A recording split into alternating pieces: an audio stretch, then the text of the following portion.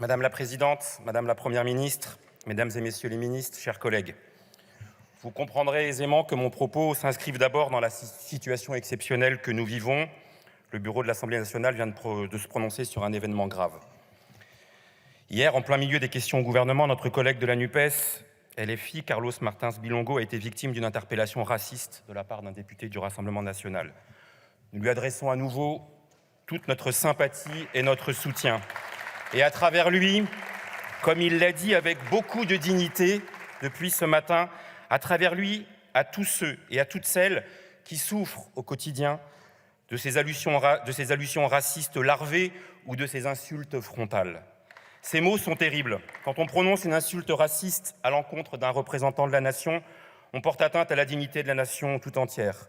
Surtout, vu les bancs d'où ils sont venus et d'où ils ont été soutenus, ces mots nous rappellent que l'histoire de l'extrême droite est un éternel recommencement. Rappelons-nous du 6 juin 1936, lorsque Xavier Vallat déclarait face à Léon Blum que, je cite, « Pour gouverner cette nation paysanne qu'est la France, il vaut mieux avoir quelqu'un dont les origines, si modestes soient-elles, se perdent dans les entrailles de notre sol, plutôt qu'un talmudiste subtil. » Rappelons-nous les mots de Jean-Marie Le Pen le 11 février 1958, quand il apostrophait Pierre Mendès France sur ses bancs en ces termes : « Monsieur Mendès France, vous cristallisez sur votre personnage un certain nombre de répulsions patriotiques et presque physiques. » Ces mots venaient du même endroit que les mots prononcés hier. Et cette phrase hier vient allonger la trop longue liste des saillies racistes ou antisémites qui ont entaché notre Assemblée nationale à chaque fois que l'extrême droite y a été représentée. Puisse cet événement grave provoquer le sursaut nécessaire. Madame la Présidente, je suis fier de notre Assemblée qui, hier, comme un seul homme ou une seule femme, à l'exception des députés RN, n'a rien laissé passer et qui, à l'instant, vient de prendre une sanction exemplaire. Puisse cet événement odieux permettre à tous ceux qui ont cru bon, puisse cet événement odieux permettre à tous ceux qui ont cru bon, par tactique ou cynisme, de mettre un signe égal entre le Rassemblement national et la NUPES tout entière ou telle de ses composantes, puissent-ils mesurer l'indécence de leur démarche de délimitation rabougrie de l'arc républicain. L'arc républicain, Madame la Première ministre, il était ici à 17h15, au pied de cette tribune, autour de notre collègue insoumis, Carlos Martins Bilongo. Ne l'oublions pas. Combattez-nous pied à pied, s'il le faut, projet contre projet. Nous faisons de même. Mais ne vous trompez pas quand il s'agit de désigner les adversaires de la République. Le Rassemblement national prétend rassembler la nation, mais ne sait que la diviser par la haine, par l'ignorance et le racisme. Rappelons-nous les républicains conséquents, les patriotes ardents, les antiracistes passionnés, les mots du grand Jules Michelet. La France n'est pas une race, elle est la fille de sa liberté. Le racisme, ce n'est pas l'amour de la nation, c'est sa détestation.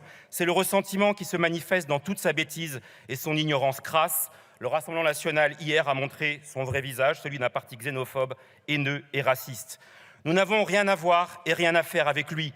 Nous n'avons voté aucune motion de censure portée par le Rassemblement national et n'appelons jamais ses voix. Nous ne construirons jamais de majorité avec le Rassemblement national. Contrairement, je le dis, Madame la Première ministre, à la mise en cause que vous aviez faite dans cet hémicycle même, en laissant entendre qu'il pourrait un jour avoir un gouvernement rassemblant des acteurs de la NUPES ou du Rassemblement national. Jamais cela n'arrivera. Jamais nous ne soutenons un quelconque amendement de l'extrême droite. Et je le dis, nous, contrairement à d'autres, jamais nous ne prenons un bulletin de vote avec un candidat du Rassemblement national pour le porter à la vice-présidence du perchoir. Depuis 4 mois, nous construisons, nous consolidons avec nos partenaires politiques de la gauche et de l'écologie ce rassemblement pour être à la fois l'alternative à la politique du président de la République et aussi la force d'opposition résolue à l'extrême droite.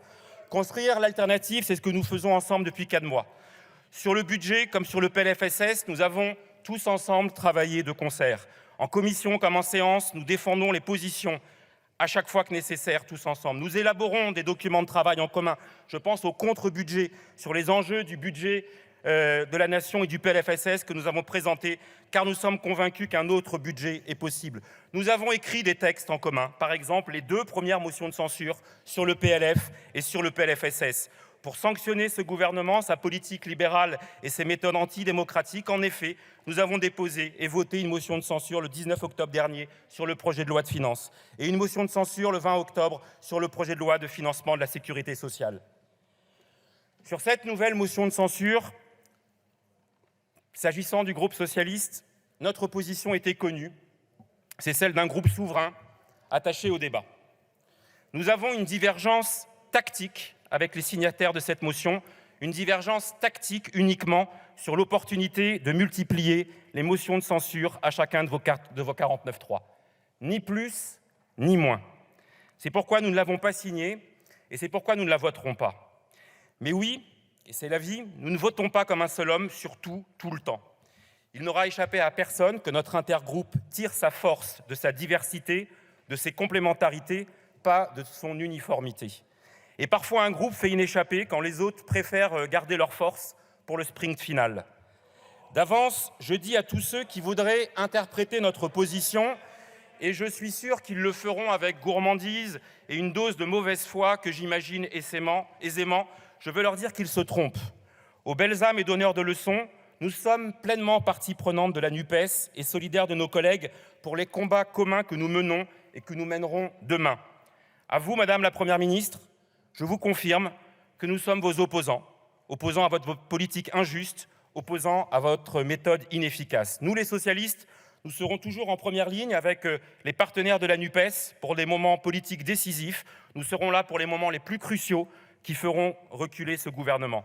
C'est la raison pour laquelle nous déposerons, s'ils le souhaitent, avec l'ensemble des groupes de l'intergroupe de la NUPES, 2 motions de censure lors des lectures définitives du projet de loi de finances et du projet de loi de financement de la sécurité sociale. À ce moment-là, nous vous confirmerons notre opposition résolue à votre politique. Dans ce budget, vous prévoyez la diminution de la protection du bouclier tarifaire pour 2023.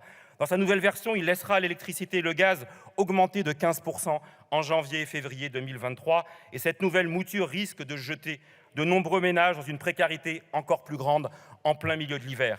À ce moment-là, nous nous opposerons catégoriquement à votre budget qui est celui de la brutalité contre les services publics locaux.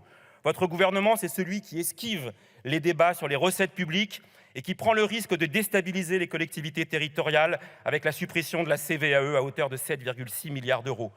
Votre budget, cela a été indiqué, c'est celui de la brutalité contre les Outre-mer. Votre gouvernement, c'est celui qui est revenu sur les 200 millions supplémentaires pour les Outre-mer, votés par cette Assemblée, mais malheureusement, tant d'amendements qui ont été votés ici sont balayés par votre pratique du 49.3. Votre brutalité, c'est enfin celle contre l'écologie.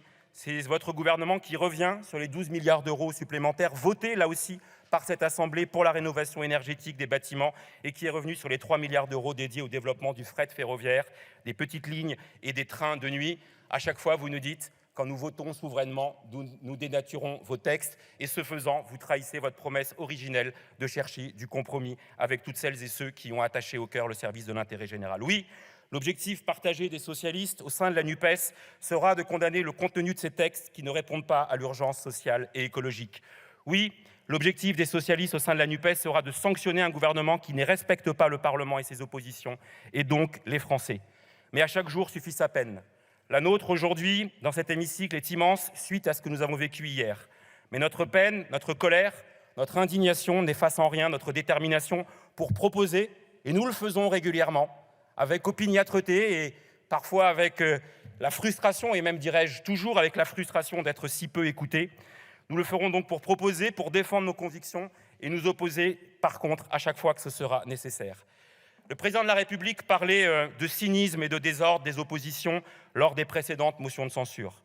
Force est de constater, Madame la Première ministre, que le cynisme face aux attentes des Français et le désordre démocratique, c'est vous. Comptez sur nous, face à vous, pour continuer à porter la nécessité d'une autre politique.